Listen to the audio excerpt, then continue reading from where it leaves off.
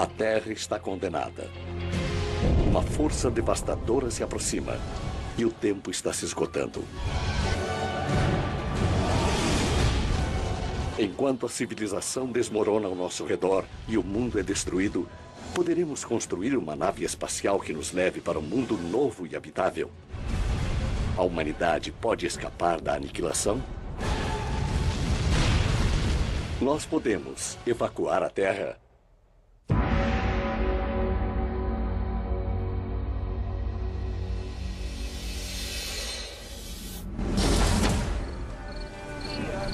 Marfa, Texas.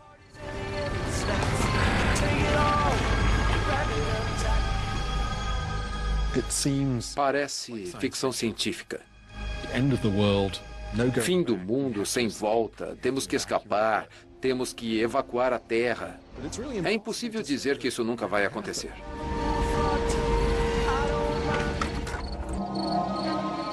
Temos a impressão de que a Terra é um planeta estável, porque ela existe há vários anos e evoluímos num meio razoavelmente estável.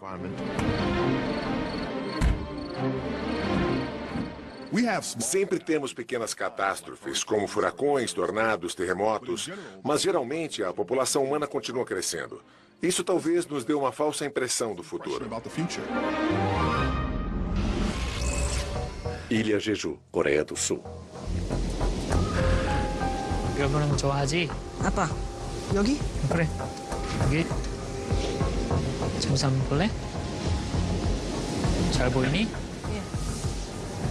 A vida humana, a civilização humana e todas as outras vidas nesse planeta existem numa concha muito pequena e precária. Nesse objeto rochoso que orbita em torno de uma estrela no meio de uma grande e solitária galáxia.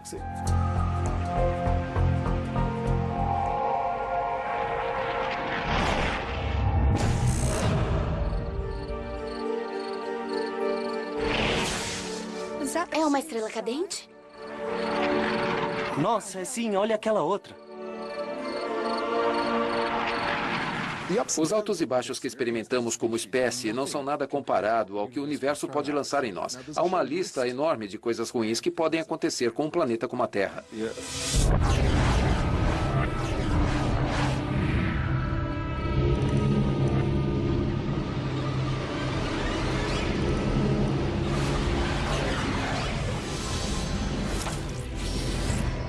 Observatório Lacidia, Coquimbo, Chile. Isso está acontecendo agora? Tá. Vamos. Existem cenários onde o planeta inteiro pode se tornar inabitável agora e num futuro previsível. E existem outros em que o nosso planeta, a Terra, pode ser totalmente destruído.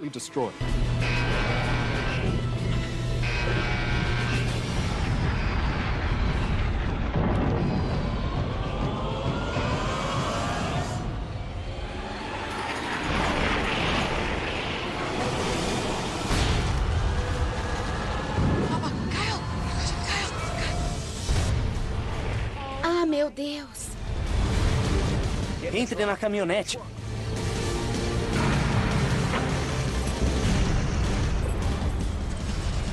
Entre logo.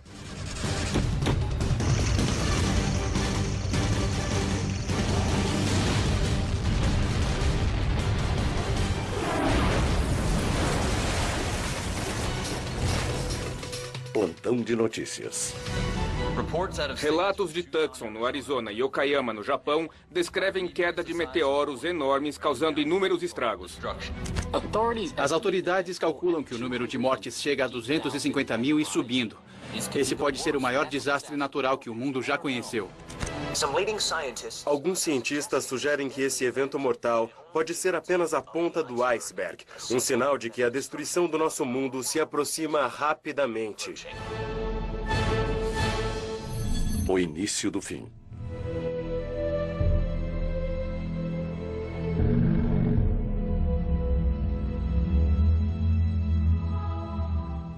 Se de repente fôssemos bombardeados por uma chuva de objetos grandes vindos do espaço, isso seria catastrófico para a Terra. E significaria muitas coisas diferentes, e nenhuma delas boa. Existem objetos no universo que tornariam a Terra totalmente inabitável ou que a destruiriam para sempre. Esses objetos podem lançar cometas, asteroides na nossa direção, pouco antes deles mesmos chegarem aonde estamos. Portanto, baseados em todas as chuvas de meteoros sem precedentes, nós viramos nossos telescópios naquela direção para olhar com atenção o que está lá. Observatório Parkes, Nova Gales do Sul, Austrália. Podemos chegar a ver, por exemplo, um objeto estranho vindo de outro lugar do espaço intergaláctico.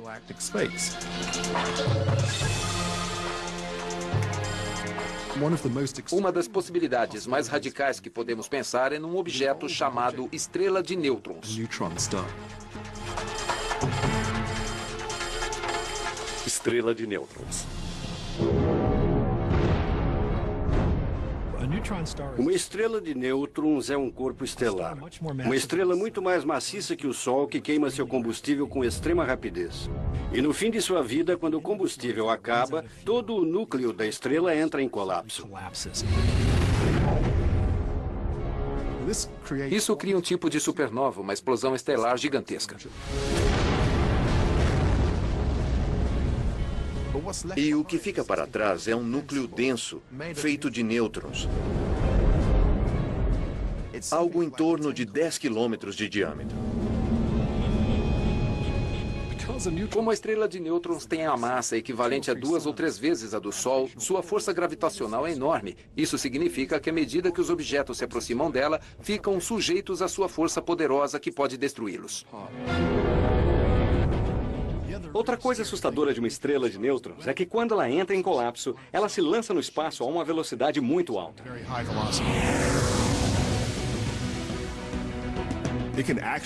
Ela pode ser lançada no espaço a velocidades incríveis.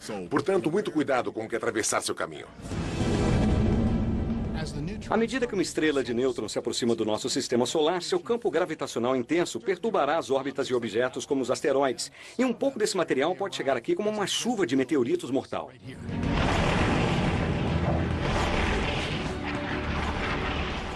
O que aconteceria a seguir? A primeira coisa que os cientistas fariam seria tentar criar modelos de possíveis cenários no caminho dessa coisa dentro do nosso sistema solar.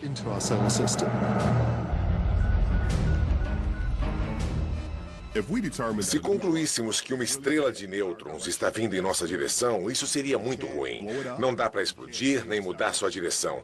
Tem que sair do caminho ou sofrer as terríveis consequências de ser destruído por uma estrela de nêutrons.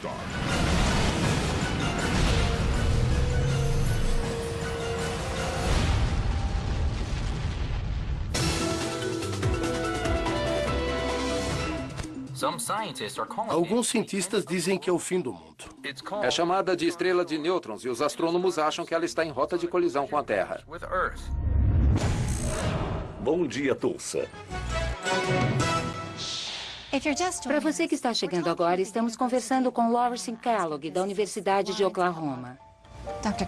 Dr. Kellogg, esse cenário parece coisa de cinema. Parece mesmo. Mas eu garanto que é real. Provavelmente, a primeira reação do público à informação de que há um aparato fatídico vindo na direção da Terra é pensar que Spielberg está fazendo um filme novo, que isso é uma estratégia para chamar a atenção de todo mundo.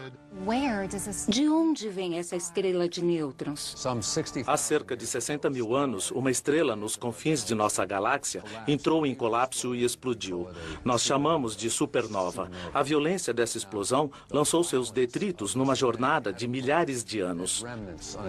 Ao longo do caminho, ela causou efeitos cataclísmicos em tudo que encontrou pela frente. Um dos problemas com gente da nossa idade, o que pode ser bom ou ruim, dependendo da questão, é que as pessoas são muito cínicas. Nós não costumamos acreditar em tudo que vemos ou ouvimos. Então dá para imaginar que muitas pessoas, vários cientistas, iriam na TV dizer: não, isso não está acontecendo. Está dizendo que pode acontecer o mesmo com a gente? Eu acredito que sim. E praticamente todos os astrônomos do mundo também acreditam. Nós todos lemos os mesmos dados. Então, por 1 ou 2 semanas, as pessoas vão acreditar. Mas a pergunta é, o que elas podem fazer? E quando isso vai acontecer? Nós calculamos dentro de 75 anos. A Terra será destruída. É o fim da Terra. O tempo está se esgotando. Tempo de impacto.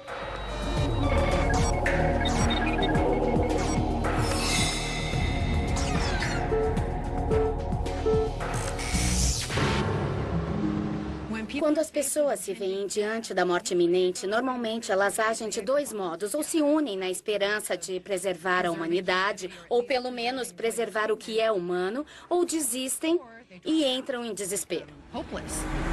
Seria extremamente importante criar algum tipo de objetivo em comum. Um ponto focal que as pessoas pudessem acreditar e manter. Se a natureza tentasse nos lançar algo tão catastrófico a ponto da Terra ser destruída, eu acho que isso nos levaria a pensar em ir para outro lugar.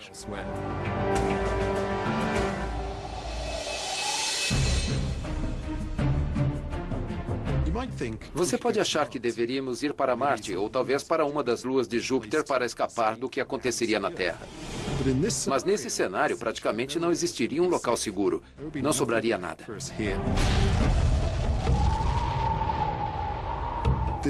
Isso significa que nossa única opção seria procurar outro sistema solar para ficar totalmente longe dos destroços, escombros desse sistema que costumávamos chamar de lar. E como faríamos isso? Dá para pegar 7 bilhões de pessoas da Terra e levar para outro lugar para conseguirmos sobreviver como raça? É uma coisa extremamente cara para se fazer. Exigiria um número incontável de recursos, pessoas e iniciativas. Mas se você está diante de um desastre, pode ser a única coisa que queira fazer.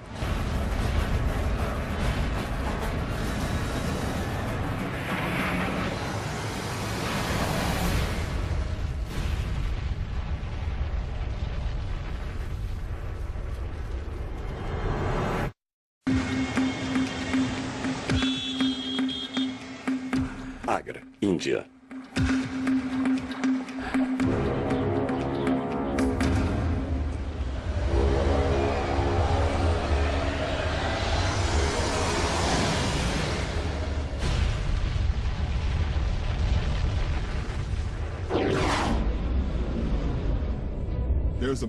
Tem uma estrela de nêutrons vindo na direção do nosso sistema solar e a cada segundo o tempo diminui e nos aproxima da destruição de tudo que conhecemos. Em 75 anos, a estrela de nêutrons chegará e destruirá completamente a Terra. Autopreservação.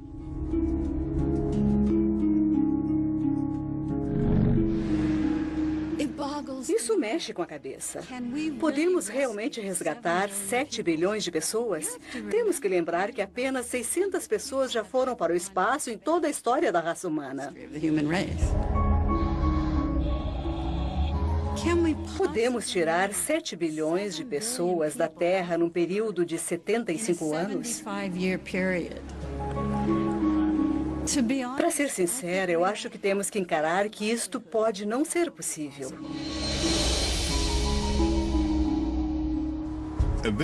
E há o problema da distância que teremos que percorrer com elas. É provável que tenhamos que viajar no mínimo 6, 7, 8 anos-luz. São 40 trilhões de quilômetros.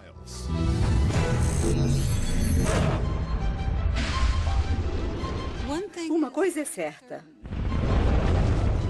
Não vamos chegar lá usando os veículos espaciais que temos agora.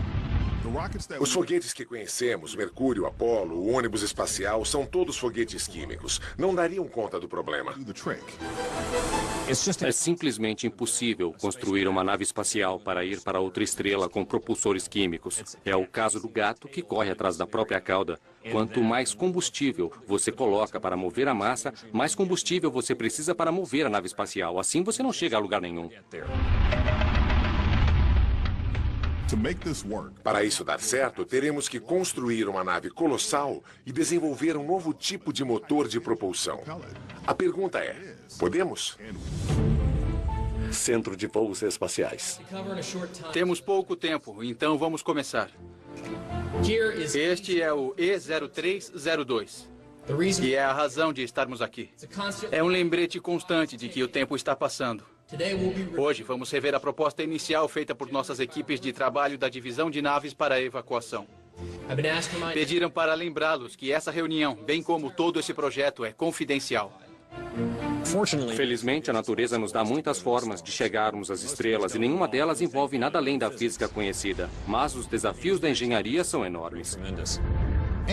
Qualquer plano para construir uma nova nave espacial apresenta riscos enormes.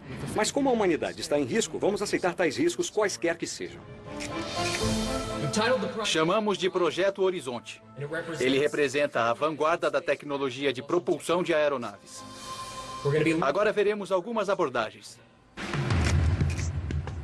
Plasma. Promissor, mas apresenta problemas com o combustível e sua armazenagem. Mas é um concorrente.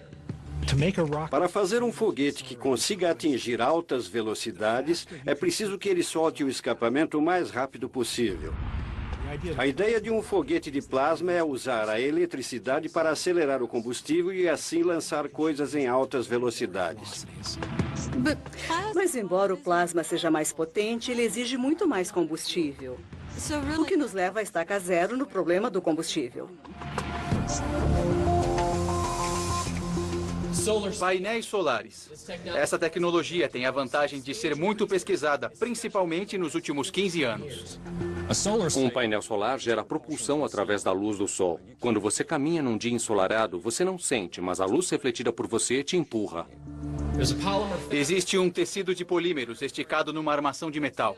Quando o painel está em órbita baixa, funciona muito bem. A intensidade solar bate no painel e esse momentum é transferido dos fótons para o painel propulsor, do mesmo modo que o vento que sopra na vela empurra o barco. Ao olhar o projeto dos painéis solares, vimos que se eles forem grandes e leves o bastante, poderão alcançar velocidades muito altas. Mas o painel solar tem seu calcanhar de Aquiles. A aceleração decorre da pressão da radiação proveniente da luz do Sol. À medida que nos afastamos do Sol, a radiação vai enfraquecendo. Conforme nos movemos, a luz solar vai enfraquecendo. É como viajar por uma estrada solitária, onde o próximo posto de gasolina fica a milhares de quilômetros. Existe outro candidato para uma viagem interestelar, e esse parece sair direto de um filme de ficção científica. Antimatéria é nossa maior esperança em termos de engenharia de propulsão das últimas 2 décadas. A antimatéria é uma espécie de imagem refletida da matéria. Ela tem a mesma massa de uma partícula normal, como um próton ou um elétron, mas com cargas e spin diferentes. O interessante é que quando juntamos uma partícula de matéria com uma de antimatéria, assim que elas interagem, elas se aniquilam, e isso libera enormes quantidades de energia. Basicamente, elas se juntam e se transformam em pura energia. Isso equivale à fórmula de Einstein, E igual a mc². É 100% eficiente. E não tem comparação entre energia de antimatéria armazenada em libras e os combustíveis fósseis com os quais estamos acostumados. Ela é dezenas, se não centenas de milhares de vezes mais energética. Mas a antimatéria apresenta enormes desafios. Toda essa energia é muito perigosa e nós não sabemos como controlá-la e muito menos como usá-la no motor. Ela é extremamente instável e uma falha no motor seria catastrófico. Ao produzi-la, temos que armazená-la numa câmara a vácuo e isolá-la em campos magnéticos muito fortes para ela não interagir com as paredes da câmara. Pois, se isso acontecer, elas vão se aniquilar e produzir energia. Em termos leigos, ela vira uma grande bomba.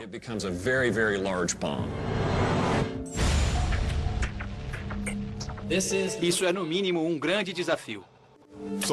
É o seguinte, não podemos usar foguetes químicos, uma hora os painéis solares ficarão sem impulso e a antimatéria é muito perigosa. Ou seja, não é uma previsão muito boa para uma nave projetada para viajar para estrelas distantes. Obrigado a todos. Faremos um intervalo e então discussão em grupos. Mas nós podemos ter uma carta na manga. Existe uma tecnologia que pode funcionar muito bem. A ironia é que ela não é nova. Tem mais de 60 anos e pode ser a resposta. Uma carta na manga.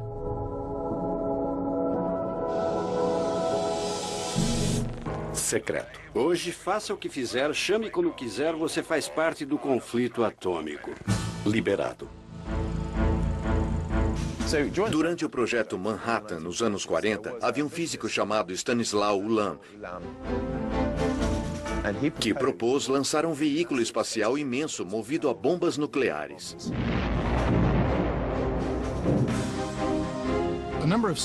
Vários cientistas, inclusive Freeman Dyson, pegaram esse conceito e pensaram numa nave espacial movida a explosões nucleares. E chamaram de Projeto Orion. Projeto Orion. Orion é um conceito muito simples. Imagine uma nave espacial bem grande. E atrás dela, você coloca placas enormes com grandes amortecedores de choque. Funciona assim. Você pega bombas nucleares e lança da aeronave. Elas percorrem certa distância, talvez dezenas ou centenas de metros. Explodem e a onda de choque atinge a placa propulsora. Você programa várias detonações, uma atrás da outra, e as explosões começam aos poucos a mover a nave, que por fim atinge grandes velocidades. As ondas de choque impulsionam a nave espacial para frente. Orion faria você andar muito, muito rápido. Nos anos 60, Freeman Dyson e Ted Taylor construíram um modelo desse conceito usando explosões convencionais para impulsioná-lo na atmosfera. O experimento foi chamado Put-Put e provou que se podia impulsionar um veículo com explosões convencionais. O objeto mais rápido já feito pelo homem é a sonda Voyager, que viaja a 0,06% da velocidade da luz. Então levaríamos dezenas de milhares de anos para alcançar outra estrela. Com o projeto Orion podemos ir muito mais rápido. Estudos feitos mostram que se você detonasse uma bomba atrás da nave a cada 3 segundos durante 10 dias, alcançaria uma fração considerável da velocidade da luz. A pesquisa foi interrompida por causa dos tratados proibindo testes nucleares. We shall not regret that we have made this clear national commitment to the cause of man's survival. O que foi muito bom, eles nos proibiram de lançar bombas atômicas na atmosfera. Teoricamente, poderíamos continuar a pesquisa do sistema Orion de onde parou nos anos 60.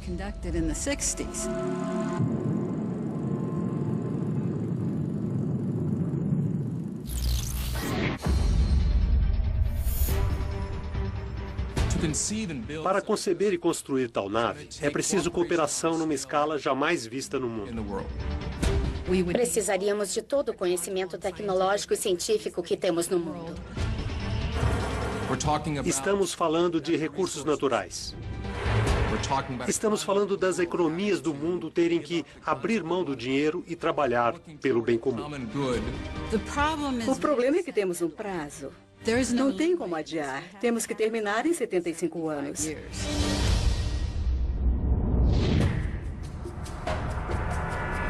Eu acho que se as pessoas enfrentassem algum tipo de ameaça real à sua existência, haveria vários tipos de reação.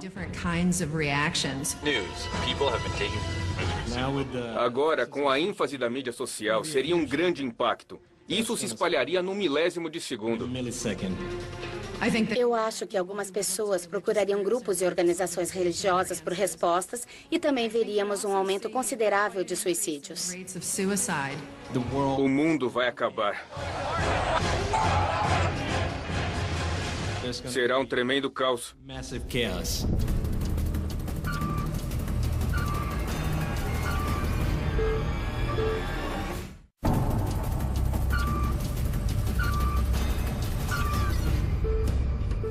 O tempo está passando. Temos 70 anos ou menos para evacuar a Terra e evitar nossa destruição por uma estrela de nêutrons. E decidimos que vamos construir uma nave de fuga, um tipo de bote salva-vidas para a raça humana.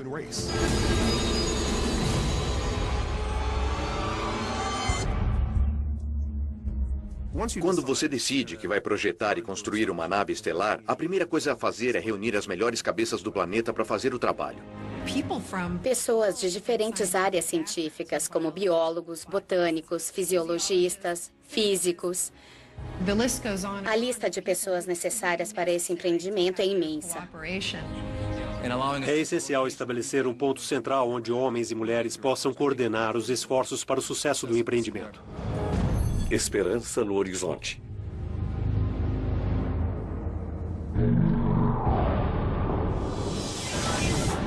plantão de notícias. Eles chamam de Projeto Horizonte.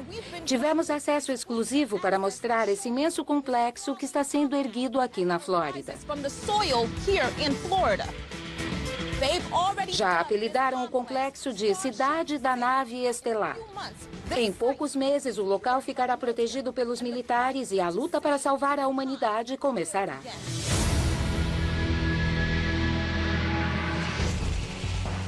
Você leva toda a comunidade para essa cidade.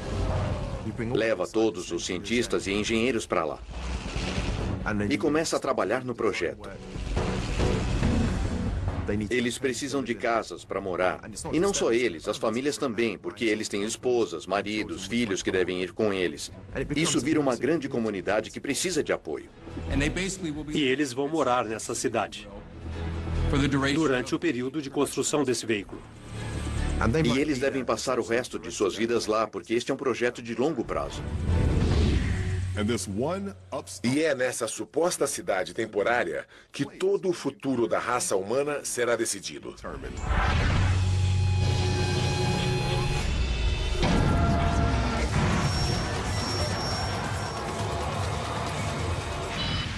Propulsão. A ordem do dia na cidade da nave estelar será descobrir como construir Orion e fazê-la funcionar. Desenvolver alguma coisa como Orion terá vários desafios. Lei de gestão de armas atômicas e materiais nucleares especiais. A primeira coisa a fazer é aumentar a produção de plutônio, pois desde o fim da Guerra Fria não construímos mais bombas nucleares. Portanto, não produzimos mais como antes. Na verdade, não produzimos quase nada de plutônio hoje em dia, então teremos que produzir. Juntamente com a produção de suprimento de plutônio como combustível, temos que projetar pequenas bombas exclusivamente para o projeto Orion. Não daria para usar armas nucleares desativadas de nosso arsenal, então é preciso um novo projeto para construir essas bombas. Como podem ver, as bombas serão distribuídas na placa propulsora. Uma detonação a cada 3 segundos pode nos dar uma fração da velocidade da luz considerável, possivelmente 7%.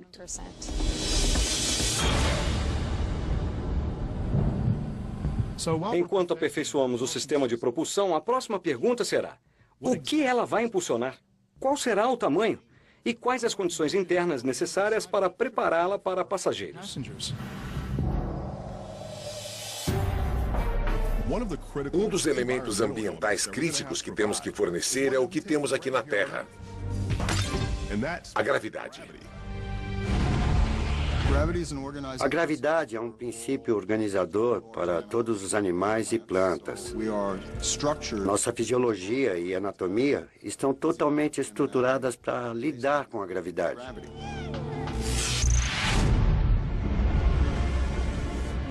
Quando você vai para o espaço, se não houver gravidade, a primeira coisa que acontece é uma queda de cálcio nos ossos do corpo. Os músculos começam a atrofiar e outras coisas acontecem com a fisiologia. Se você já viu os caras que passaram 3 meses na Estação Espacial Internacional, quando eles saem da cápsula, têm que ser carregados. Do contrário, cairão de tão fracos que estão. Estamos falando de uma vida inteira sob gravidade zero. Portanto, há uma série de problemas. E o primeiro deles é que eu não sei se homens e mulheres poderão ter filhos nesse ambiente. O sistema reprodutivo se baseia na gravidade. Todo animal tem um sistema ósseo interno. Esse sistema não se desenvolveria adequadamente se vivesse num mundo totalmente livre de gravidade. Portanto, se você pensa em procriar no espaço, sua descendência terá dificuldade de desenvolvimento, a menos que haja gravidade artificial. Nós sequer sabemos como seria um corpo que cresceu em gravidade zero desde a infância, ou que ficou num útero sob gravidade zero. Ele funcionaria como o nosso? Seria viável dar à luz no espaço interestelar? Temos que supor que vamos criar várias gerações da humanidade no espaço. E isso nunca foi feito. Felizmente, existem várias formas de simular os efeitos da gravidade, e uma delas é através da rotação. Você pega o veículo inteiro e gira devagar, criando gravidade através da força centrífuga. Se você tiver um grande cilindro que gira devagar, a força te empurra para a parte exterior do cilindro. A força centrípeta no corpo se parece com a gravidade, e felizmente para nós, isso basta.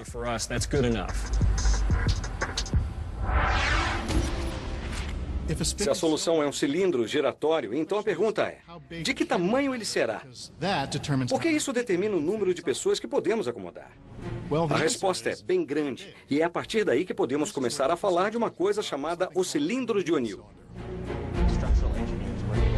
Gerard O'Neill foi um professor de física de Princeton que postulou o projeto para uma colônia no espaço onde se viveria na superfície de um cilindro rotatório que produz gravidade artificial. Tudo isso foi simulado em computadores e acreditamos que esse cilindro manterá a pressão.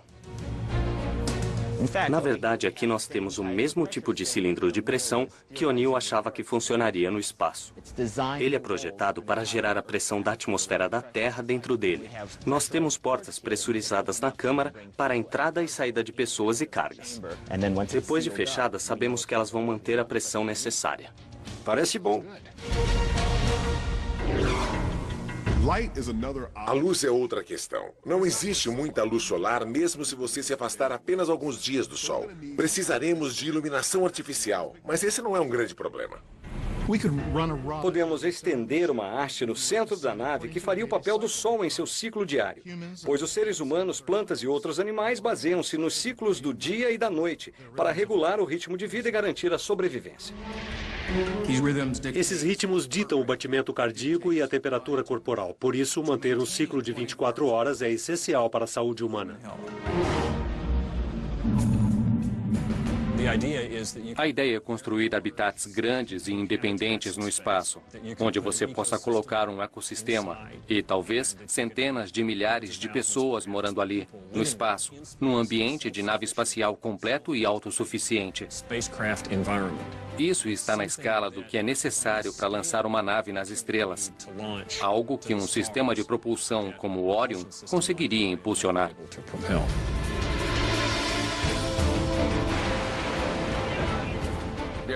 Eles a chamam de a Arca. Será um cilindro de 24 quilômetros de comprimento e 3 de largura. É 4 vezes o tamanho de Manhattan. Cientistas da cidade da nave espacial dizem que a nave tem capacidade para 250 mil pessoas. Mas nenhum cientista ou autoridade do governo responde à próxima pergunta, que é: quem é que vai?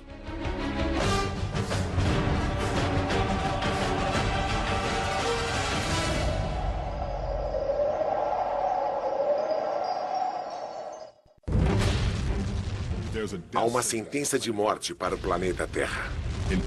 Uma data inevitável para a destruição. A humanidade se une num esforço desesperado para fugir do único lar que conhece.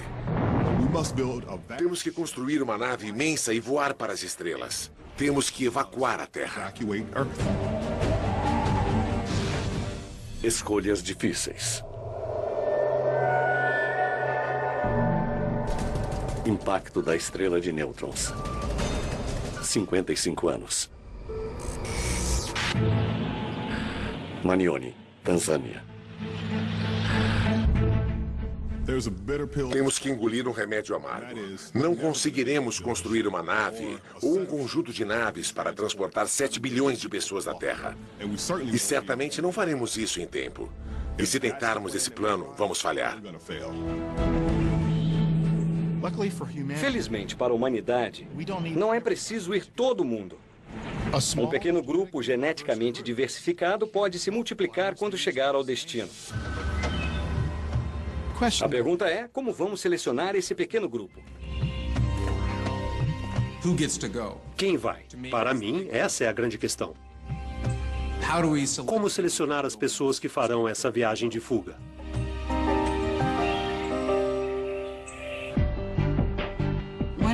Uma das primeiras coisas que faríamos é uma triagem de DNA do maior número de pessoas possível.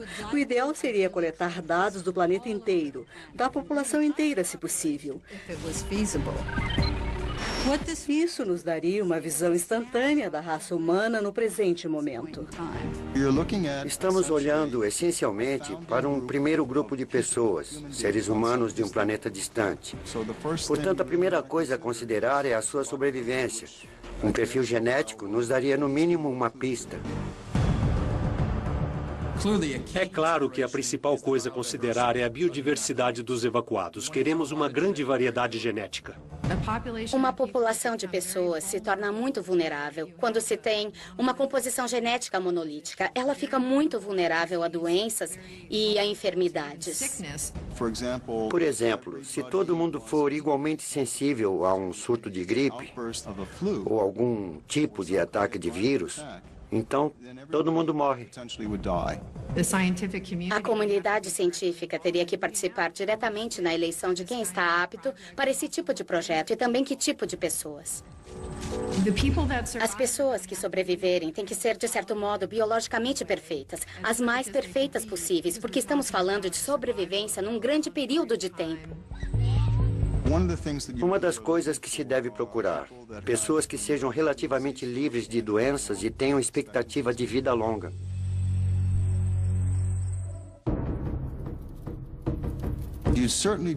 Certamente você não vai querer estar numa nave com alguém diagnosticado geneticamente com esquizofrenia, por exemplo. Ou alguém que é um perigo para o resto da população da espaçonave. Não vai querer pessoas com diabetes ou pessoas com outros tipos de doença de longa duração. Vamos reduzir o patrimônio genético de toda a raça humana aos passageiros dessa nave. Então é muito importante salvar a maior diversidade genética para que as pessoas sejam as mais saudáveis possíveis. Em alguns lugares, é preciso profissionais médicos treinados para coletar amostras e fazer a triagem. Em outros casos, as pessoas terão que mandar o material. Podemos criar um kit de elegibilidade para evacuação e mandar pelo correio para o maior número possível de pessoas. Seria um kit simples com uma agulha, um cotonete, um cartão de instrução e um envelope para envio. Iria tudo para a cidade da nave estelar. Cidade da nave estelar, Estados Unidos.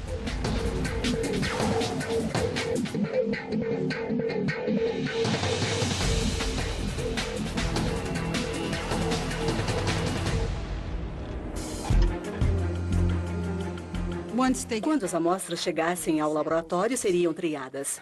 Como isso funciona? Por incrível que pareça, já podemos sequenciar o genoma inteiro de qualquer ser humano por alguns milhares de dólares. Já podemos dizer se alguém tem um fator de risco para alguns cânceres. Sabemos que há genes para alguns tipos de câncer. Sabemos que há genes para algumas doenças sanguíneas. Podemos detectar essas doenças facilmente. Quanto mais informações genéticas houver nos próximos anos, mais fácil será. Queremos pessoas relativamente predispostas geneticamente a sobreviver em diferentes ambientes.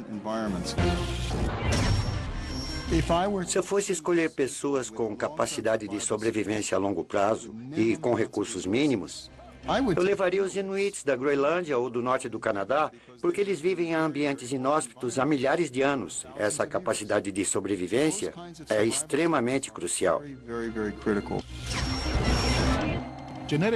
A genética não é o único critério para entrar nesse grupo. São exigidas algumas habilidades. Em primeiro lugar, você precisa de uma equipe para pilotar a espaçonave e manter vários de seus subsistemas. Médicos, engenheiros, pilotos, cientistas, paramédicos, pesquisadores. Embora possamos fazer essas escolhas mais adiante. Deixados para trás.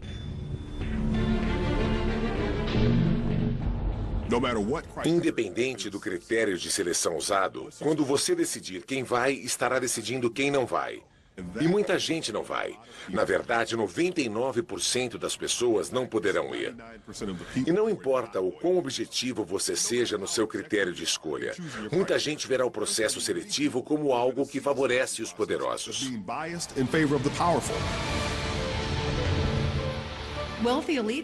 As elites abastadas dariam forma a essa empreitada e participariam ativamente na seleção do grupo de sobreviventes que iria para o espaço. Sabemos que aqueles que estão no poder vão estabelecer as regras de quem vai.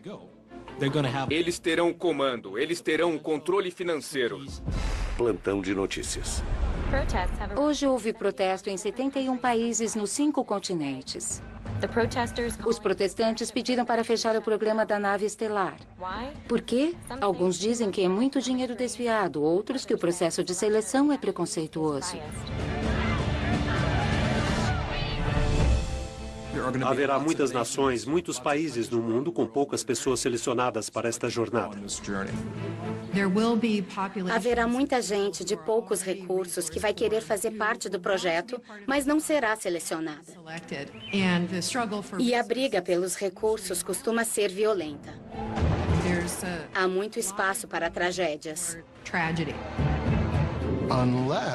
A menos que o mundo em geral e as pessoas sentissem que teriam alguma chance de estar nessa nave, elas não concordariam com qualquer estratégia.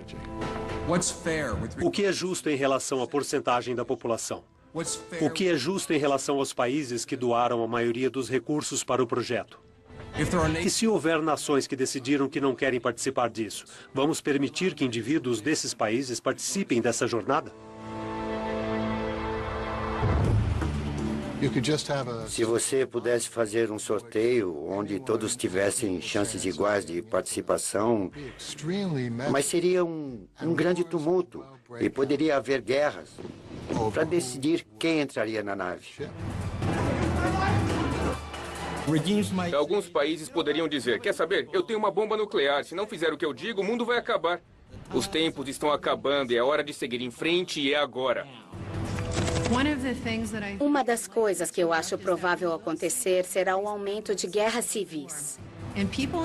E as pessoas no poder poderiam optar por deixar essas guerras civis e não interferir, permitindo assim que pessoas e comunidades se autodestruíssem e se matassem. Portanto, você tem 2 cenários diferentes. Num, as pessoas vão se unir e mostrar o melhor da humanidade. No outro, podemos ver o pior da humanidade. Como as pessoas vão reagir se não forem selecionadas para essa jornada? Elas vão tratar de garantir que mais ninguém seja? Vão tentar sabotar essa tentativa de salvar a humanidade? Cidade da nave estelar, Estados Unidos.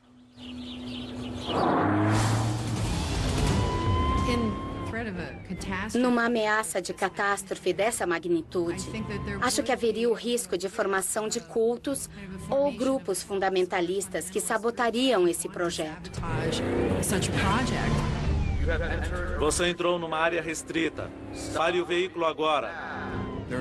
Existem algumas histórias na Bíblia e em outras religiões que falam da humanidade ser varrida periodicamente da história. Alguns verão isso como mais um sinal desse tipo de evento. Por isso, teremos que nos proteger daqueles que queiram sabotar essa jornada. O perímetro da cidade da nave estelar está armado com minas terrestres. Seu veículo será destruído.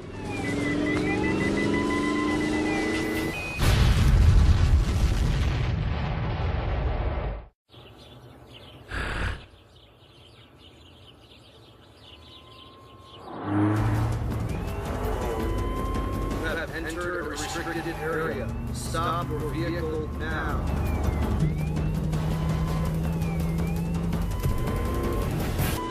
O perímetro da cidade da nave estelar está armado com minas terrestres. Seu veículo será destruído.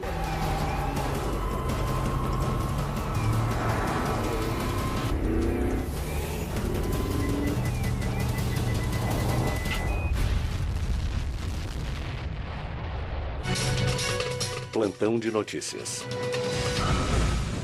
Segundo o porta-voz do Projeto Horizonte, os danos causados por mais de 30 ataques terroristas geraram um grande atraso no programa que já enfrenta um prazo apertado. O Projeto Horizonte sofreu outro revés hoje, quando 45 cientistas deixaram a cidade da nave estelar, no que só pode ser descrito como competição. Outra nave de evacuação foi desenvolvida em segredo por um consórcio de indivíduos abastados atrás de sua passagem para outro planeta. Salvação à venda.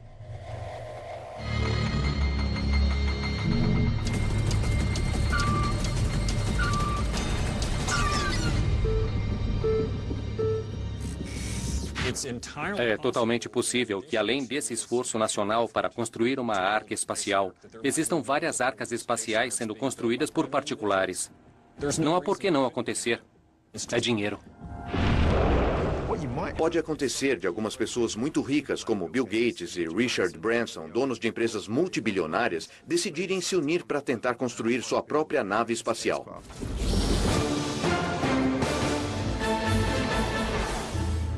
E agora vamos continuar nossa conversa com o tecnólogo bilionário William Jeffers.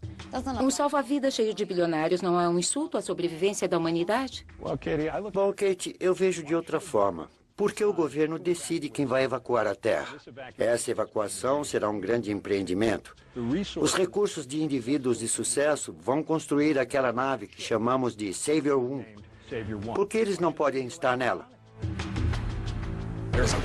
Existe um esforço crescente no espaço comercial de particulares que querem ver o espaço desenvolvido. Muita gente não imagina o número de foguetes lançados todos os anos que não são foguetes da NASA.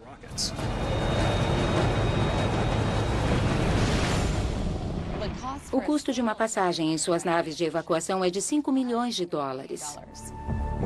Se você considerar o custo do que prevemos gastar, é uma bagatela. Nada como nossa casa.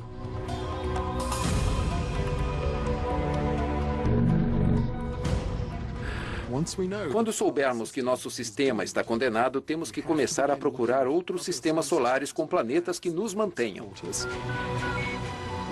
Acreditamos que deve haver outros planetas como o nosso.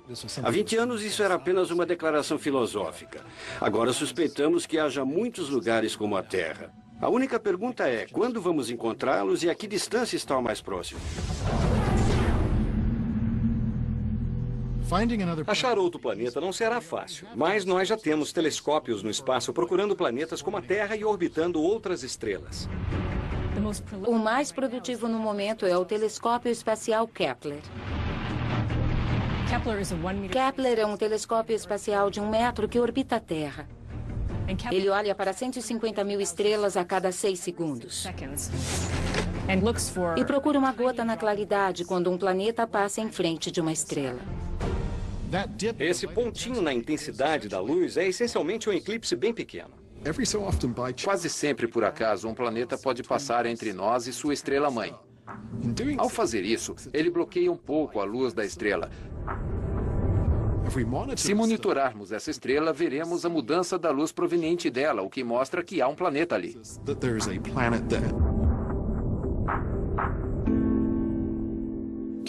Agora Kepler tem 2.000 planetas candidatos. Há planetas do tamanho da Terra e também menores. São muitos lares em potencial, mas o problema é que os alvos de Kepler estão muito longe.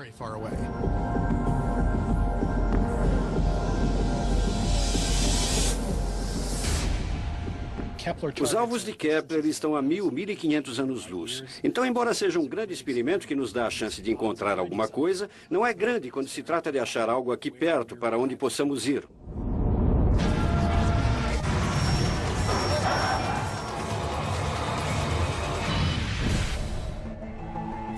É essencial achar um planeta perto de nós. Quanto mais tempo passarmos numa espaçonave, mais chances existem de sair algo errado e mais perigoso e ameaçador fica para a sobrevivência das espécies. E é claro, a verdadeira pepita de ouro no final da busca é achar um mundo como a Terra, no que chamamos de Zona dos Cachinhos Dourados. A Zona dos Cachinhos Dourados é uma zona em torno de uma estrela onde a temperatura é boa para ver água líquida na superfície do planeta. Água líquida é uma peça crucial da biologia. É uma parte importante da própria química da vida. O que precisamos a seguir é da composição da atmosfera. Se virmos moléculas de oxigênio e metano na atmosfera, baseado no modelo da Terra, isso seria a impressão digital para a existência da vida nesse planeta, porque as duas moléculas juntas são muito reativas e não sobreviverão por muito tempo, a menos que algo as reabasteça. Na Terra, o que reabastece essas moléculas são organismos.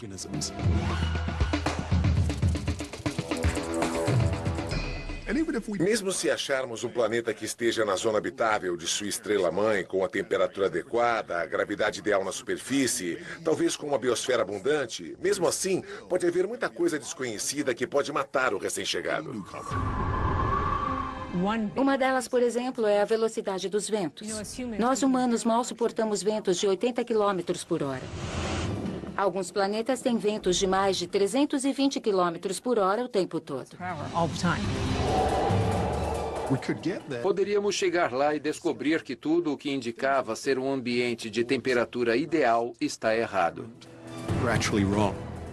Talvez seja um planeta com uma química maluca, de vulcanismos estranhos e completamente inabitável. Eu me preocuparia em chegar ao planeta e haver gases venenosos dos quais não estávamos cientes. E saber a composição do planeta em detalhes não será possível até chegarmos lá. O máximo que podemos fazer à distância é determinar quais planetas podem ou não abrigar vida e quais podem ou não ter um ambiente adequado para nós.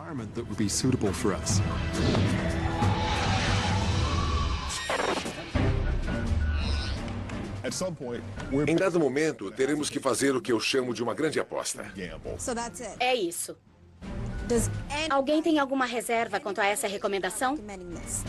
Vamos ter que confiar nos instrumentos, nos nossos cálculos, selecionar o local e ir.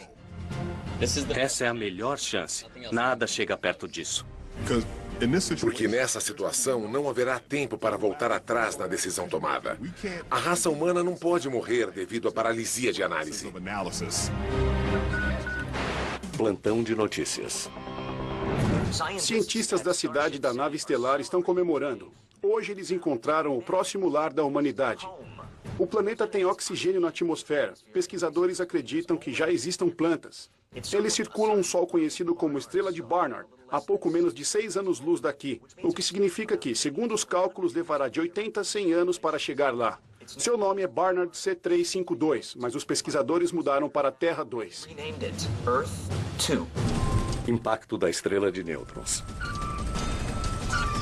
34 anos. Sem lugar para esconder.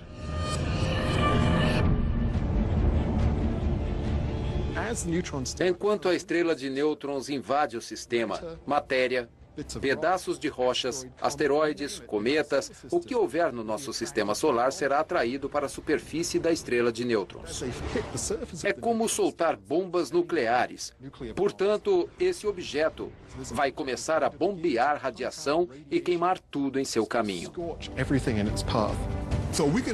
Podemos ficar numa situação que, conforme a estrela de nêutrons se aproxima, sua radiação começa a penetrar na atmosfera terrestre e cavar um buraco. E no caso, se estivermos no ponto onde o raio da estrela atinge o planeta, então que Deus nos ajude.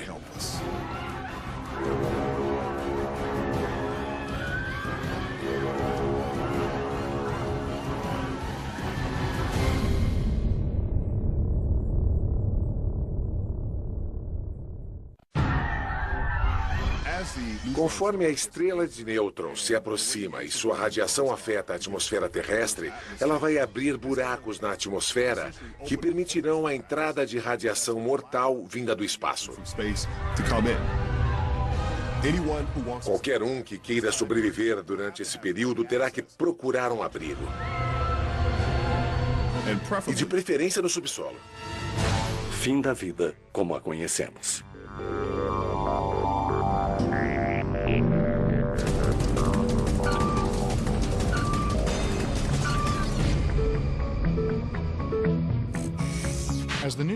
Conforme a estrela de nêutrons se aproxima, mais calamidades acontecem.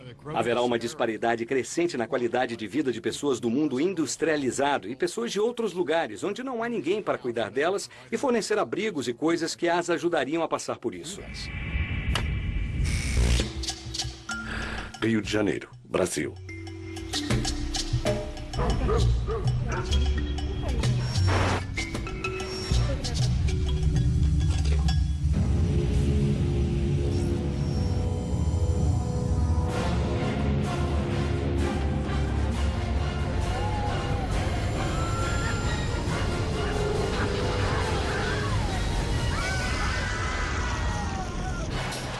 plantão de notícias.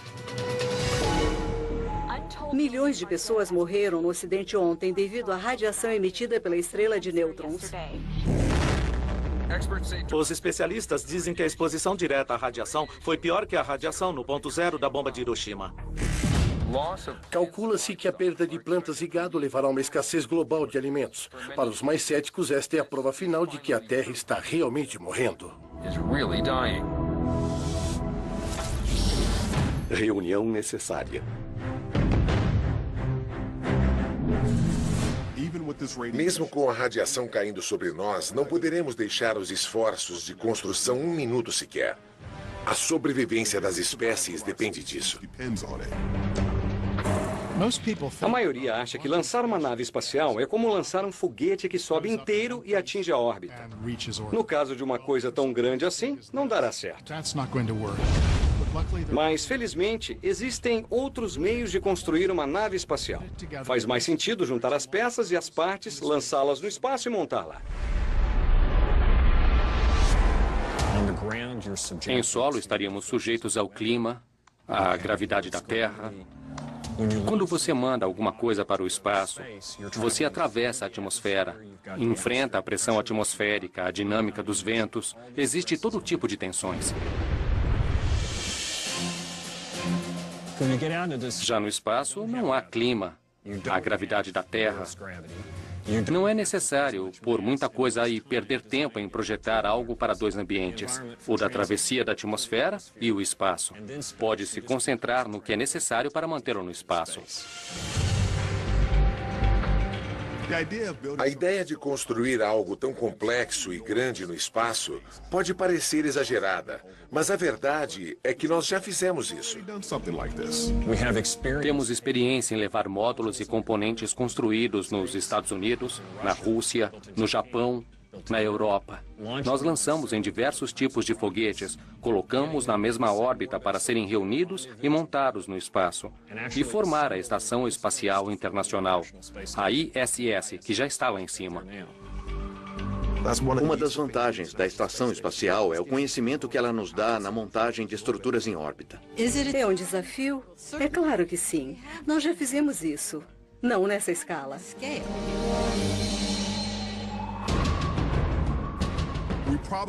Provavelmente não conseguiremos construir toda a nave na cidade da nave estelar. Teremos que distribuir a fabricação por todo o mundo, criando uma espécie de linha de montagem global. Pode ser a única forma de cumprir o prazo. Base aérea de Dashan, Xangai, República Popular da China. Esta é uma das 63 fábricas. Todas constroem partes da grande nave Arca. E não são só algumas centenas de peças. Dessas fábricas, 23 estão na China. São milhões de peças.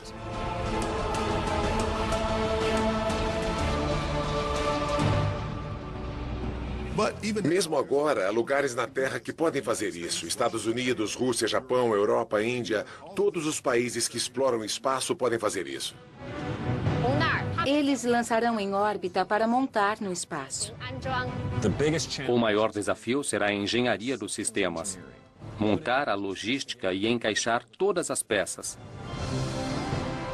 Uma coisa nessa escala, nessa proporção, vai exigir inúmeras fábricas em solo, provavelmente em muitos países. Eles terão que usar diferentes ferramentas e processos de engenharia e garantir que, quando elas cheguem ao espaço, a parte A encaixe na parte B e tudo se conecte e funcione adequadamente. A última coisa que se quer é descobrir que as peças não se encaixam perfeitamente quando chegarem ao espaço.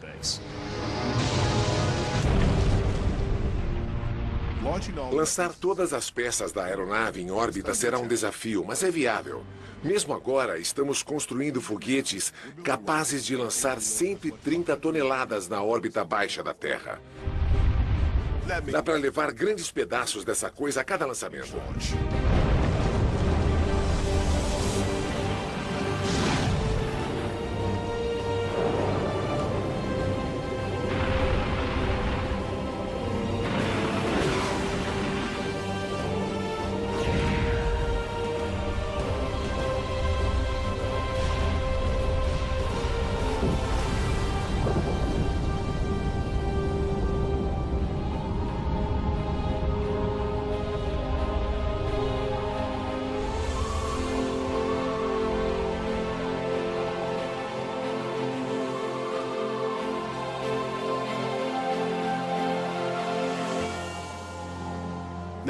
Agora, mesmo que a gente consiga lançar as peças em órbita para montagem, o trabalho está apenas começando. Há todo tipo de desafio no espaço que vai tornar essa operação muito perigosa até o fim.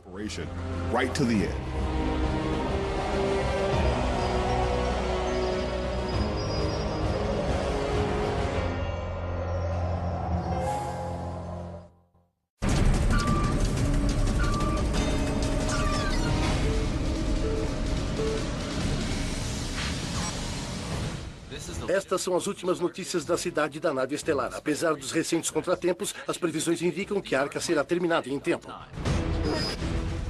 Com mais de 150 lançamentos por semana, o Projeto Horizonte vai mandar mais de 4.000 toneladas de suprimentos, instrumentos e partes da nave gigante. Com 24 quilômetros de comprimento e 3 de largura, a nave ainda exige toneladas de solo e milhões de litros de água. Todos os suprimentos precisam ser levados para a órbita a 420 quilômetros da Terra. Local de trabalho perigoso.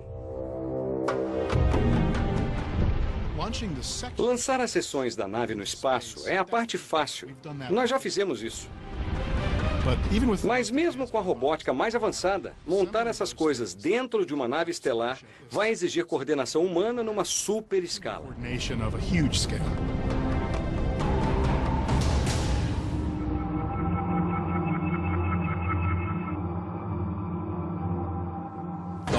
A parte mais difícil será a coordenação e montagem no espaço. Eu, particularmente, não acredito que a gente consiga montar uma espaçonave via robôs, sem pessoas. É absolutamente lindo. Gravidade zero e eu estou ótimo. Dá para fazer muita coisa através de robôs, mas às vezes é preciso alguém para fazer as coisas funcionarem.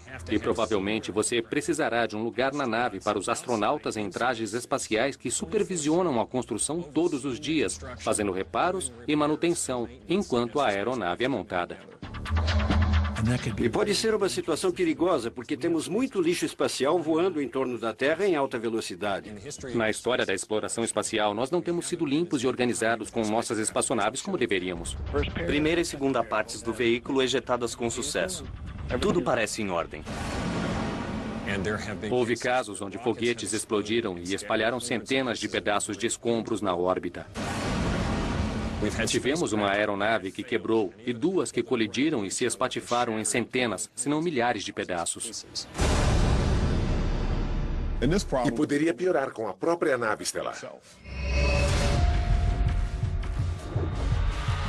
Se vamos fazer 1000 vezes mais lançamentos em questão de anos para construir essa nave, haverá muitos estágios de foguetes voando em alta velocidade. Essas partes se movem em velocidades orbitais a cerca de 8, 10 km por segundo. É mais rápido que uma bala disparada em solo. E causaria um tremendo estrago se te acertasse. Enquanto construímos a espaçonave, teremos que ficar atentos ao lixo e escombros no espaço, vindo de todas as direções. Teremos que pensar em meios de evitar que esse material colida ou danifique nosso equipamento. Esse é o outro ponto onde há risco de fracasso.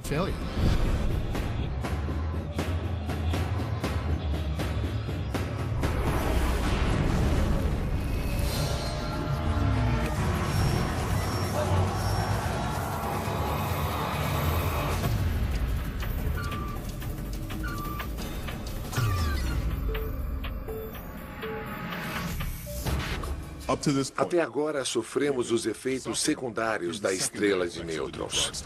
A radiação, os projéteis.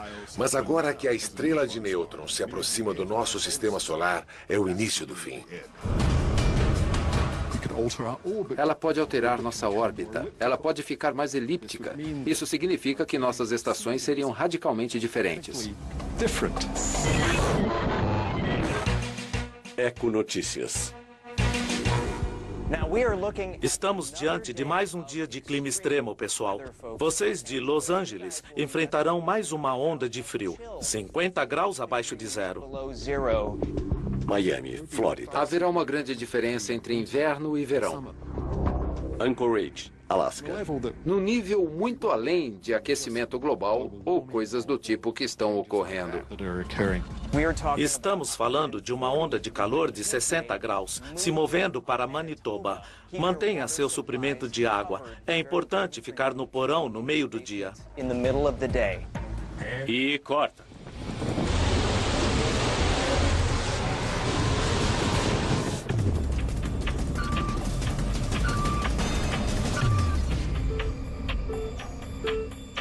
Salvando os ricos.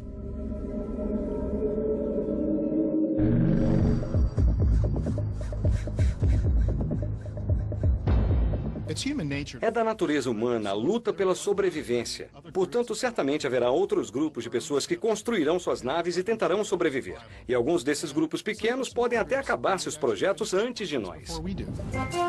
Plantão de notícias. Faltam 20 minutos para a Savior 1, a nave de evacuação criada pelo bilionário Bill Jeffers, ser lançada. A lista de 512 evacuados a bordo mostra quem é quem entre os super ricos e mundialmente famosos. Eles viajarão com 72 cientistas e engenheiros com suas respectivas famílias que ganharam seus lugares na nave ao ajudarem na construção. Temos acesso exclusivo à plataforma de voo onde o próprio Bill Jeffers Jr. é o copiloto. Nós conversamos com ele durante os preparativos de pré-lançamento. Sr. Jeffers, um momento emocionante para todos nós, não acha? É, sim. Meu pai conseguiu o que ninguém conseguiria. Desenvolvemos o primeiro motor de antimatéria do mundo, quando todos disseram que era muito perigoso. Todos nós a bordo queremos dizer que sempre há esperança, se você acreditar que pode alcançar o impossível. Savior 1. Aguarde o sinal verde para a contagem regressiva e liberar a torre móvel. Estamos na sequência automática. Comecem a contagem. 5, 4, 3, 2, 1. Falha na ignição. Repito, falha na ignição. Temos falha na ignição. Estamos prontos para abortar. Repito, prontos para abortar. Atenção, tripulação e passageiros. Preparar para a evacuação de emergência. Atenção, equipes de emergência.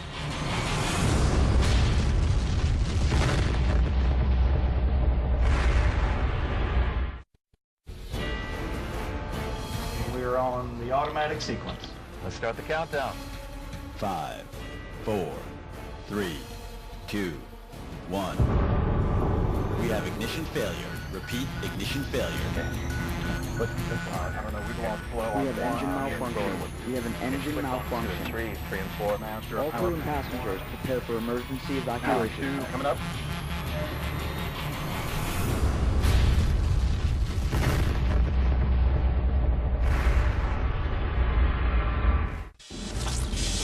Plantão de notícias. Estamos falando diretamente do local de lançamento da Savior 1. Há cerca de 5 minutos, hora marcada para o lançamento, houve uma terrível explosão. Críticos já insistem que o ambicioso sistema de propulsão, a antimatéria da Savior 1, era uma tragédia pré-anunciada.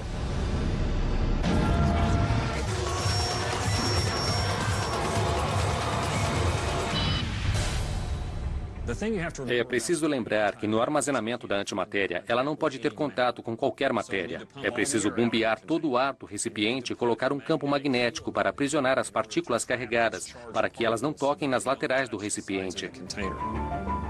Nesse caso, uma falha no armazenamento é a causa de uma grande explosão. As informações ainda estão chegando e a investigação ainda está em andamento, mas parece que a câmara de ignição estava devidamente abastecida para o lançamento. O problema surgiu quando a primeira tentativa de ignição falhou.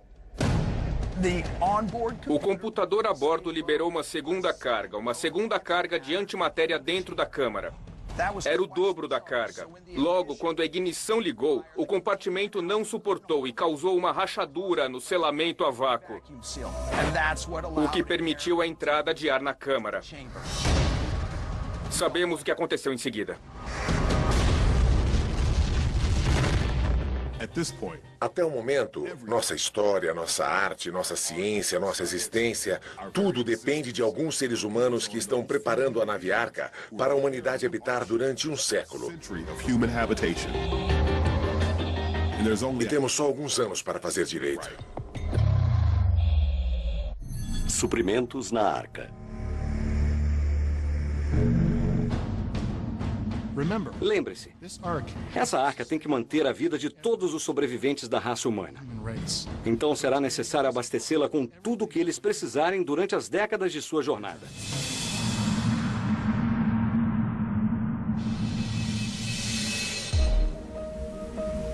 Ar, água, comida. Se não tiver essas coisas, não vamos conseguir. Ponto. Mas, felizmente, ar e água são basicamente a mesma coisa, cientificamente falando.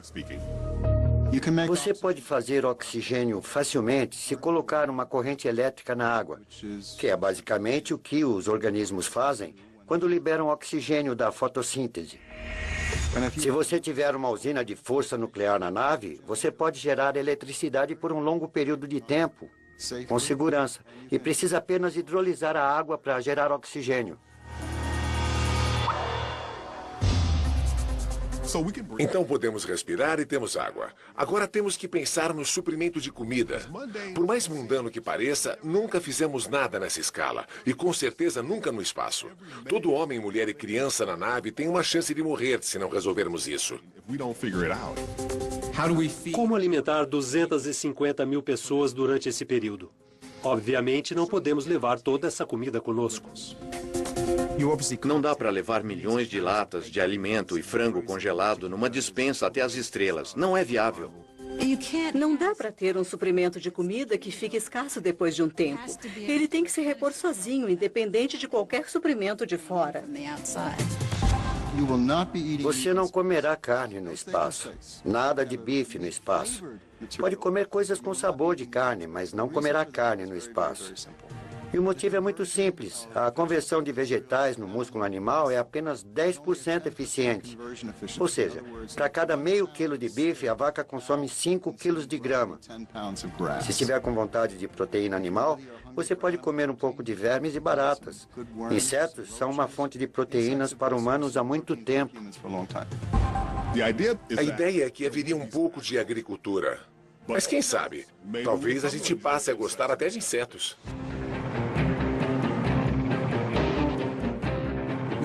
Temos que considerar o cultivo.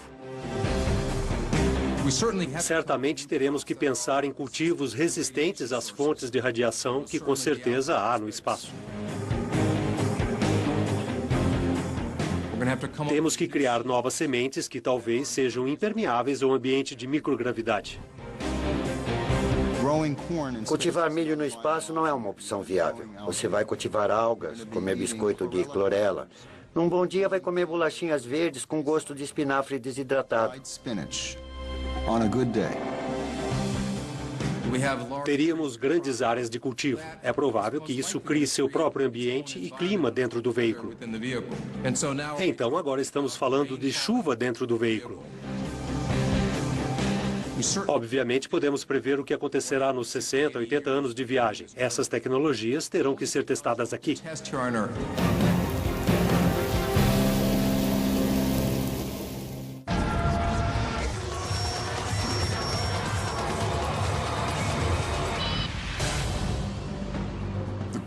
A questão da dieta levanta a importância de levar alguns trilhões de passageiros a bordo. Falamos de bactérias. É crucial que levemos um complemento de micróbios para o espaço. É absolutamente essencial para a sobrevivência da vida humana. 3 quilos do peso de um adulto típico é de micro-organismos. Sem bactérias, não desempenharíamos uma simples função biológica como a digestão de alimentos. Esses organismos evoluíram há mais de 2,5 bilhões de anos nesse planeta. Eles tornaram esse planeta habitável para outras criaturas.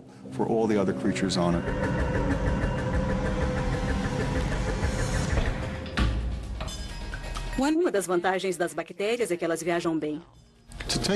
Levar bactérias para o espaço é muito fácil. Você pode colocar as bactérias em frascos muito pequenos e armazená-las em nitrogênio líquido ou qualquer outro fluido bem frio. É como armazenar esperma num banco de esperma.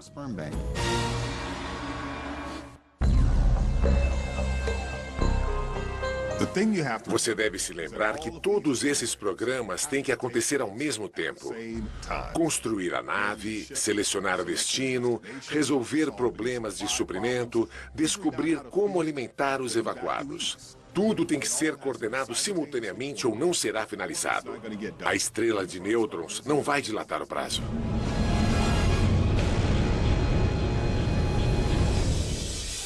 O fim está próximo.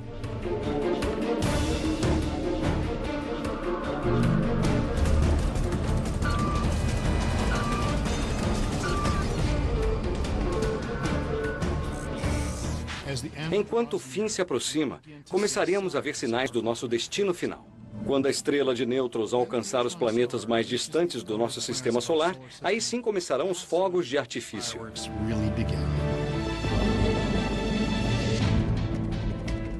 Está começando. Vejam. Primeiro o anel F, depois o A e a divisão de Cassini.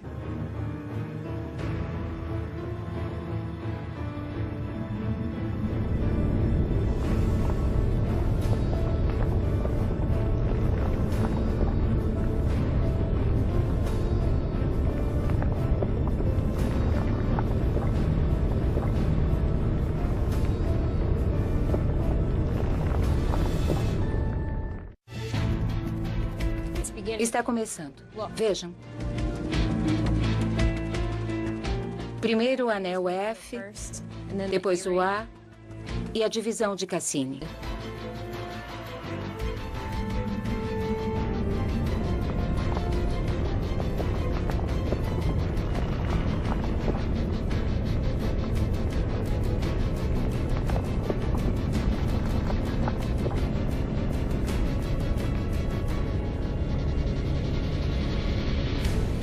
Sumiu. Somos os próximos. Sem olhar para trás.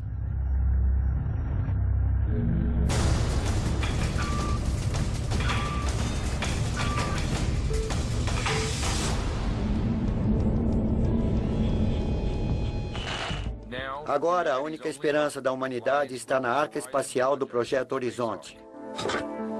Ônibus espaciais naves levarão os evacuados para a nave em órbita. Temos dezenas de milhares de indivíduos. Temos comida, água e ar para respirar. A esta altura, acho que todos querem estar a bordo da nave. Queremos sair do planeta. Será um desafio interessante manter os passageiros e a tripulação otimistas, principalmente no início. Hoje, após 6 meses de treinamento técnico e físico, homens e mulheres escolhidos para deixar o planeta se preparam para evacuar a Terra. Hoje será a última chance de se despedir dos amigos e entes queridos que ficarão para trás. Provavelmente, as pessoas que vão iniciar a missão sofrerão de depressão porque eles sabem que seu mundo foi destruído. Amigos, entes queridos, lugares ficarão para trás para nunca mais serem vistos. Isso vai afetar todo mundo. Temos a sorte de ser uma das poucas famílias que partirão intactas. Como não ir? É a única escolha que temos. Quando passarem por aquela porta, eles começarão o embarque.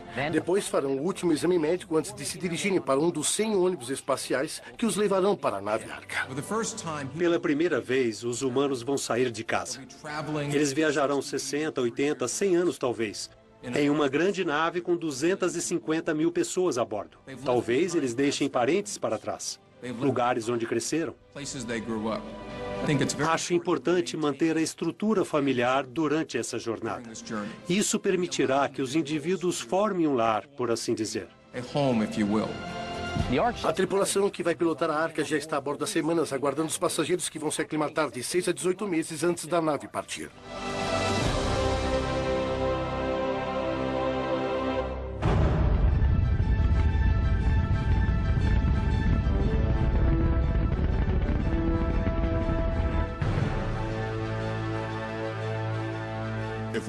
Se conseguirmos, a nave será uma maravilha, diferente de tudo que os humanos já criaram. A última maravilha criada na Terra.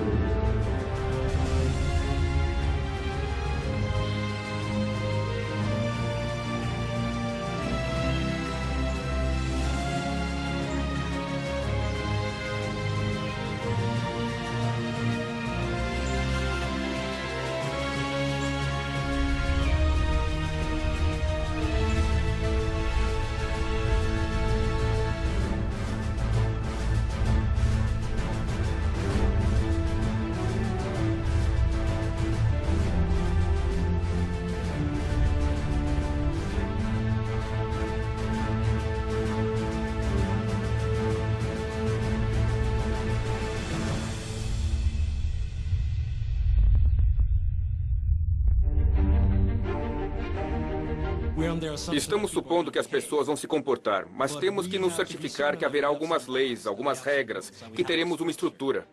O que mais me preocupa é a coesão social do grupo.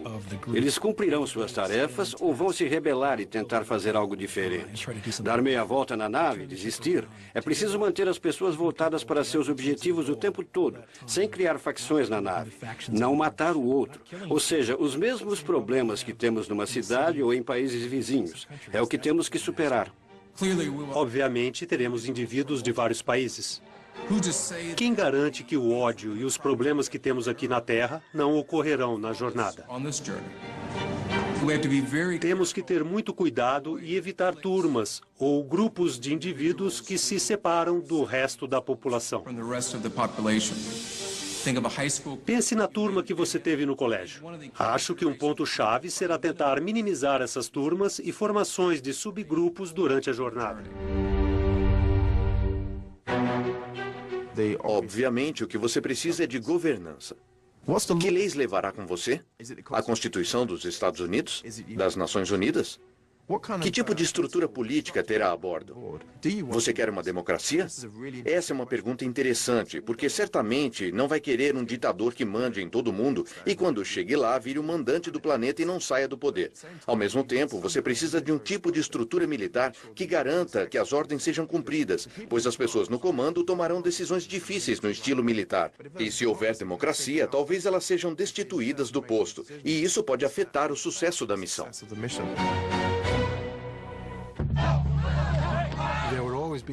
Sempre haveria o perigo de tudo se degenerar em caos.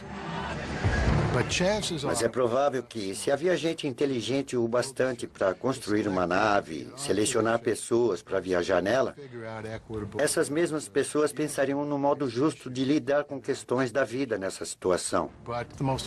O mais importante é tirar a espécie humana em número suficiente e levar para o espaço para que ela sobreviva.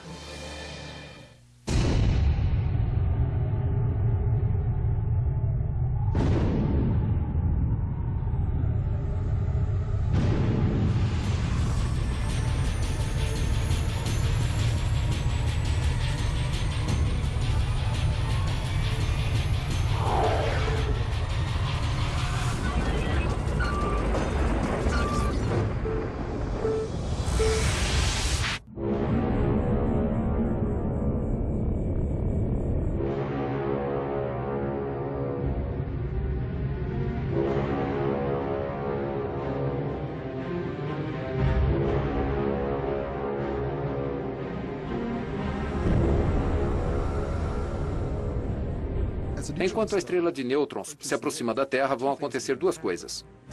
O núcleo e a crosta terrestre começariam a derreter.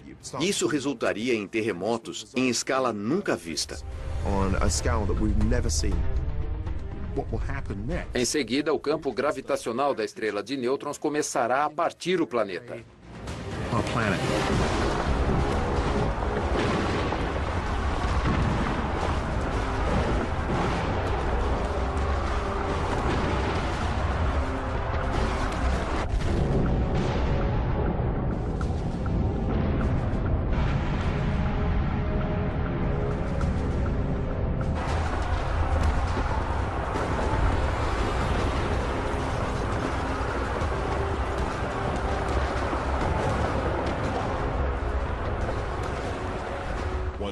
Quando a atmosfera, os oceanos e a crosta terrestre começarem a se alterar, muita gente morrerá rapidamente.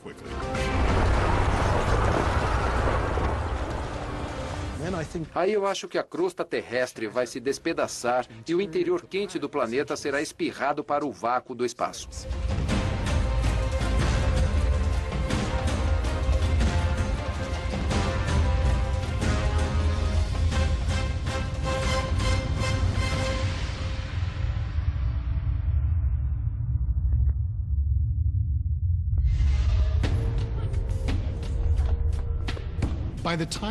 Quando a estrela de nêutrons rasgar a Terra em pedaços, todo mundo já estará morto pela radiação, vulcanismo ou qualquer outra coisa.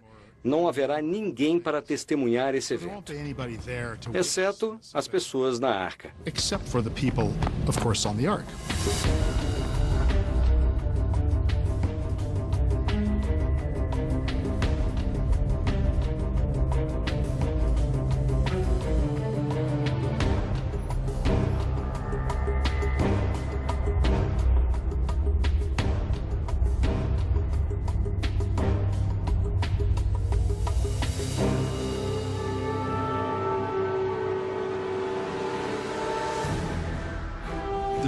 O material da Terra despedaçada pode fazer duas coisas. Pode cair direto na estrela de nêutrons e resultar em explosões colossais.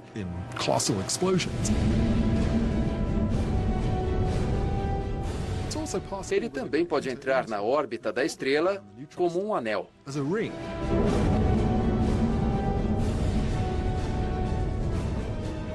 Nosso planeta pode se tornar um sistema de anéis.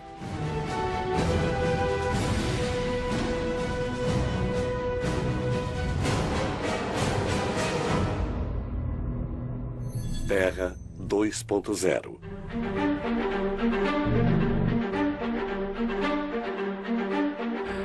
...88 anos depois.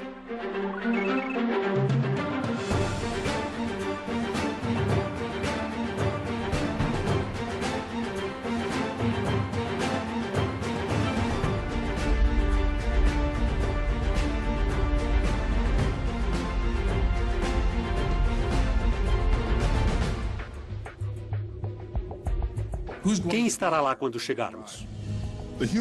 A expectativa de vida atualmente é de 70 anos. Portanto, quando chegarmos ao planeta distante, que é nosso alvo, é bem provável que as primeiras pessoas que entraram na arca não estejam mais lá. É claro que quem estava com 50, 60 anos quando a jornada começou não vai chegar. Provavelmente as crianças mais novas na época chegarão. Imagine que experiência emocionante, pois eles sabem que chegaram ao fim de uma longa jornada e tiveram êxito. Mas, de certo modo, eles estão apenas começando. Imagine o grau de emoção que as pessoas vão sentir na primeira vez que virem a superfície desse planeta. Mas agora estão incumbidas de fazer algo até maior. Agora terão que descer no planeta e reconstruir a civilização humana num novo mundo.